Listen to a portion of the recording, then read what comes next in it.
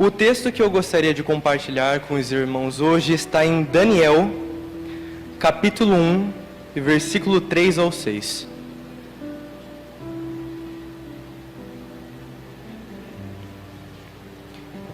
Diz assim: E disse o rei a Aspenaz, chefe dos seus eunucos, que trouxesse algum dos filhos de Israel e da linhagem real e dos nobres, jovens em que não houvessem defeito algum, formosos de aparência, instruídos em toda sabedoria e sábios em ciência, entendidos no conhecimento e que tivessem habilidade para viver no palácio do rei, a fim de que fossem ensinados nas letras e na língua dos caldeus.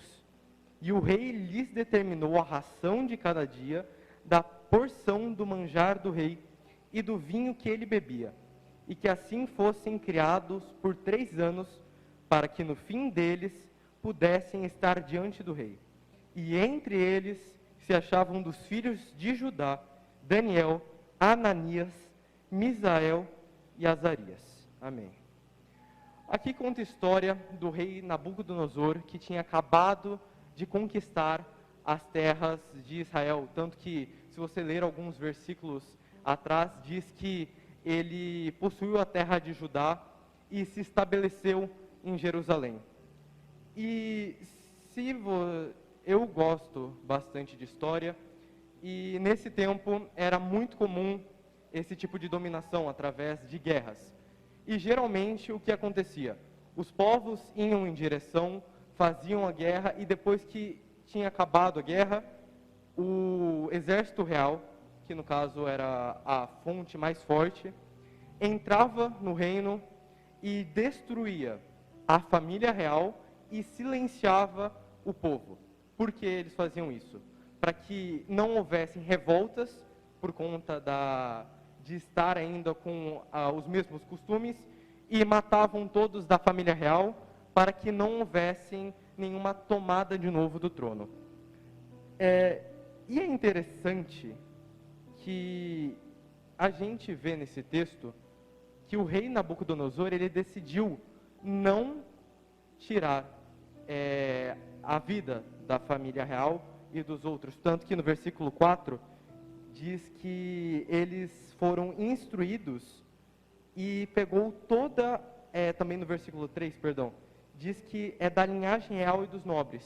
Para você ver que o povo de Israel naquela época era tão importante e tinha tanto discernimento das coisas que o rei Nabucodonosor escolheu não destruir totalmente.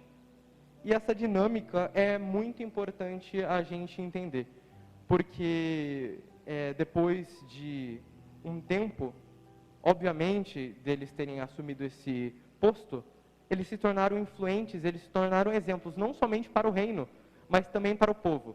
E agora eu te pergunto, você parou para pensar que podem ter pessoas que se inspiram em você? Porque eles se tornaram inspiração para o povo, como batalha de luta, porque eles foram tirados da zona de conforto deles, o povo dele inteiro estava sendo devastado. E o que você, como exemplo, como um servo de Jesus, está passando com sua vida? Porque eu não sou religioso, eu sou cristão. Cristianismo é uma vida onde um homem pecador e um Deus misericordioso, que ama seu filho independente do seu pecado. E você ser cristão é você mostrar com sua vida Deus dentro dela. E o que você, como cristão, tem compartilhado para as pessoas ao seu redor? Na Bíblia diz que existem tipos de pessoas, e um dos tipos de pessoas são pedras de derrubo, para derrubar. E você, mediante as suas atitudes, porque falar que você é cristão, sinceramente é fácil, mas viver o cristianismo, irmãos, é muito difícil. Eu, como vivente do cristianismo, eu sei o quanto é difícil. E você conhece a história, eles vão ser tentados com os manjares. E é interessante, como eu falei com vocês, eles estão em um momento de guerra. Eles foram tirados do seu povo. Eles estão vendo todo o seu povo sendo devastado e sendo silenciado. Só que mesmo assim, vocês entendem o peso que tem em cima das costas dele? Por causa que eles estão a salvos, vendo o povo dele, toda a nação dele sendo massacrada.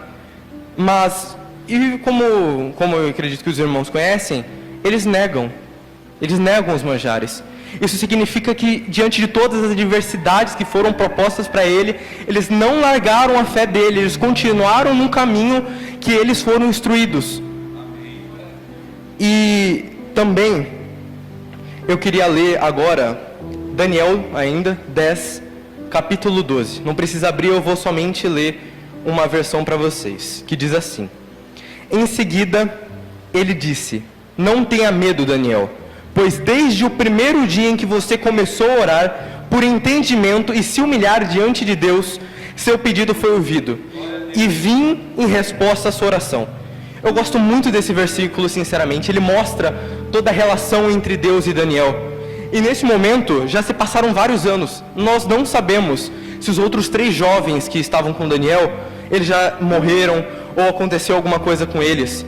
Mas se passaram muito tempo e ele continua com a mesma fé do início das adversidades que ele tinha passado. O tempo, as situações não mudaram ele. E ele continua com esse mesmo fogo que ele estava.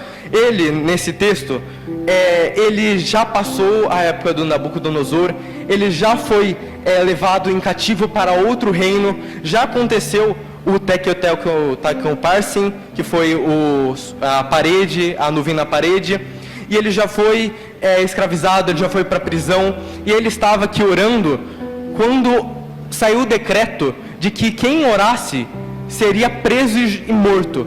Mas do mesmo jeito, ele continuou orando, mesmo com todas as adversidades, ele não deixou o primeiro amor dele em Cristo.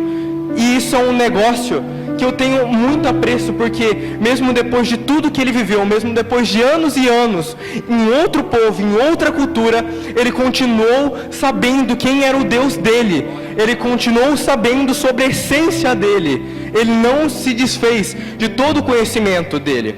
Porque quando você se afasta de tudo e todos, você se aproxima mais de você mesmo. Mas quando você se afasta de você mesmo, é o momento que você mais se aproxima de Deus. E se eu pudesse colocar um título para essa mensagem, seria: As adversidades que são propostas em nossas vidas só servem para mostrar o quanto forte podemos ser.